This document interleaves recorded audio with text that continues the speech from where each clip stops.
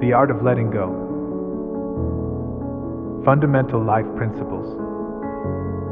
People often ask a quiet question they barely dare to voice. How do I let go of someone I love?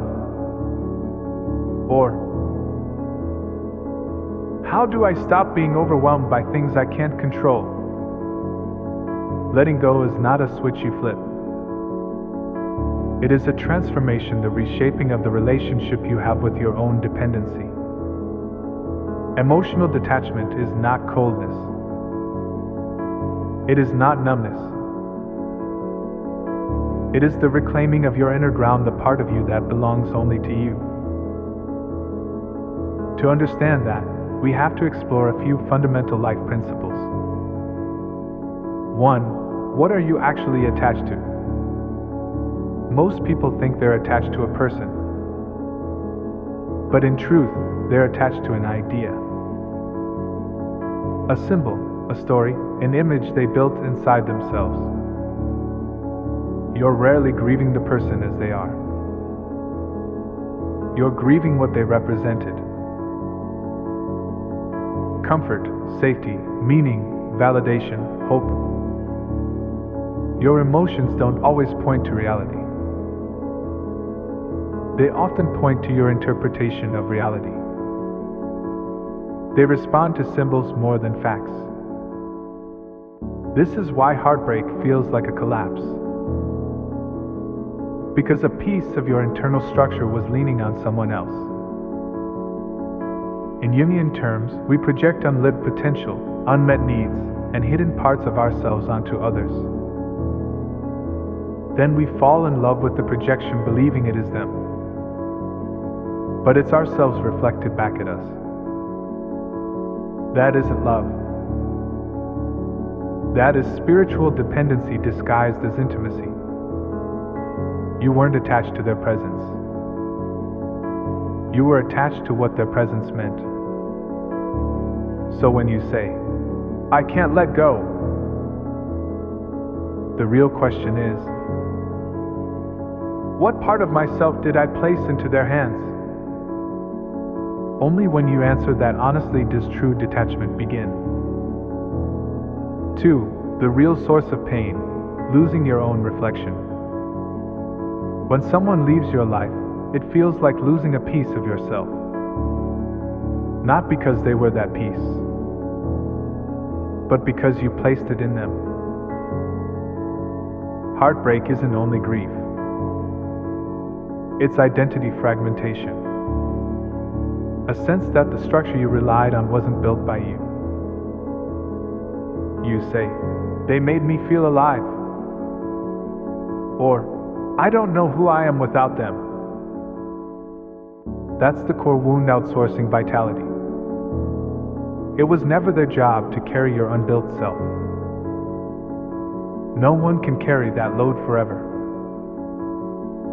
Once you see what role you assigned them, savior, anchor, future, certainty, you realize you weren't clinging to a person.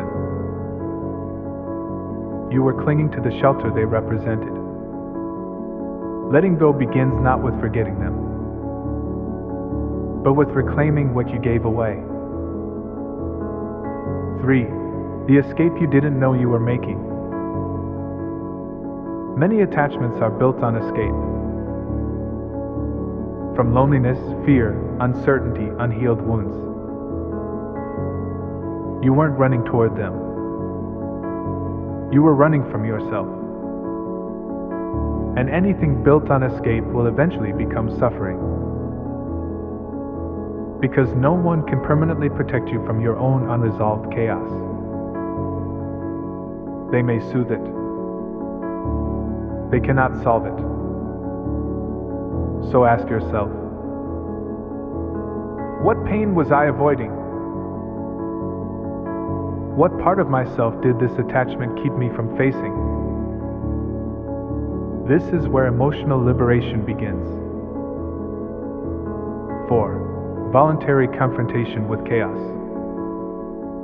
Letting go is not passive. It is not avoidance.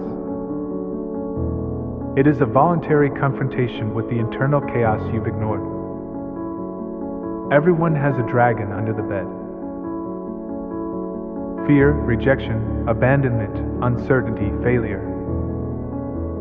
If you don't face it willingly, it will eventually come for you. Going into the storm on your own terms is the foundation of inner strength.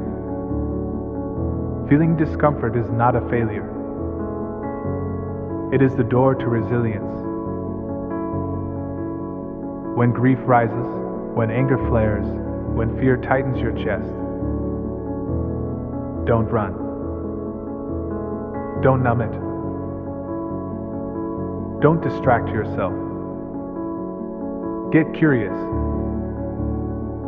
Ask, what is this emotion trying to show me? Which part of me is speaking? That curiosity is the beginning of sovereignty. The ability to feel deeply without being ruled by the feeling. Pain won't destroy you. Avoiding pain will. Because the monster grows in the dark. 5. The hierarchy of values. What you serve shapes you. One of the deepest roots of emotional dependency is a disordered internal value system. Most people unconsciously place comfort, approval, or emotional relief at the top. When comfort becomes the highest value, you sacrifice your integrity for ease. When approval is the highest value, you sacrifice your identity for acceptance. Comfort is meant to serve you, not rule you. Approval is a bonus, not a foundation. The highest values must be truth and responsibility. Truth forces you to face what is real, not what feels good. Responsibility forces you to become the author of your own life. Together, they anchor you when relationships shift, when uncertainty rises, when the world shakes. From truth comes clarity. From responsibility comes power. When these are at the top of your hierarchy, everything else falls into its proper place. Love becomes mutual, not dependent.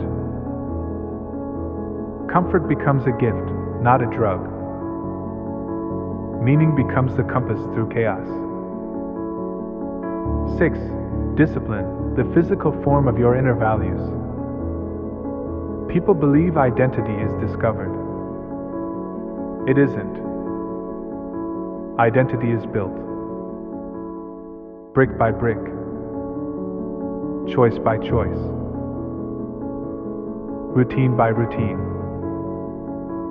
Discipline is not punishment. Discipline is the architecture of the self. Every time you act according to your values instead of your impulses,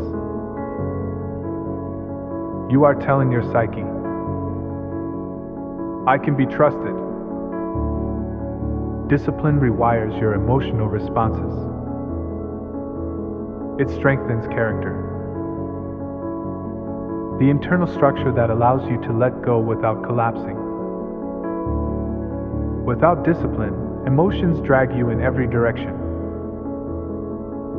With discipline, emotions inform you without controlling you. This is the difference between chaos and clarity. 7. Build a structured identity. A structured identity is not rigid. It is coherent. It means you know who you are independent of anyone else. You know what you stand for. You have principles that do not evaporate when someone leaves. Without this structure, relationships become lifelines. You cling to them out of fear, not love. But when you build a self anchored in values, meaning, routine, and purpose, you stop leaning on others for stability. You stand on your own ground. and you become someone who can love without losing yourself. Identity is not formed by inspiration, it is formed by action. Every honest word, every difficult boundary, every disciplined choice. These are the pieces of your soul come together. 8. You are not what happened to you. People often confuse identity with wound. But you are not your heartbreak. You are not your abandonment. You are not the roles you played to survive. You are the one who chooses what those experiences will mean. Letting go requires the courage to stop letting the past define you and start letting your values define you. This is maturity. This is inner freedom. 9. Service and purpose, the anchor beyond the self. A self built only around personal emotion is fragile. Meaning comes from contributing to something beyond you. Family, work, creativity, service, ideals. Purpose stabilizes the self. Service expands it. When your life is tied to something larger than your own pain, detachment becomes easier. Not because you feel less, but because you stand taller. Purpose tempers suffering. Service clarifies identity. This is how the soul becomes solid. Letting go is this. How do I become the kind of person who can feel everything and still stand strong? That's the difference. That's the level up. That's the moment you shift from surviving your emotions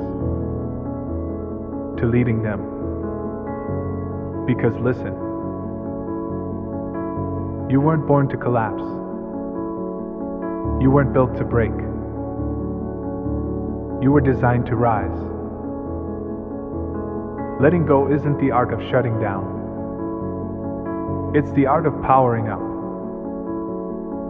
It's the moment you choose truth over fear, purpose over attachment,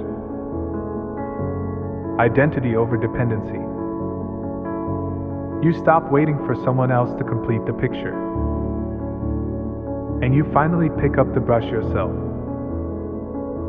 This is where sovereignty begins.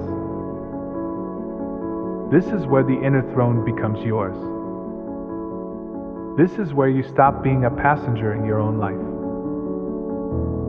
and start becoming the one who drives the damn vehicle. Feel deeply. Stand strong. Lead your life with both hands on the wheel.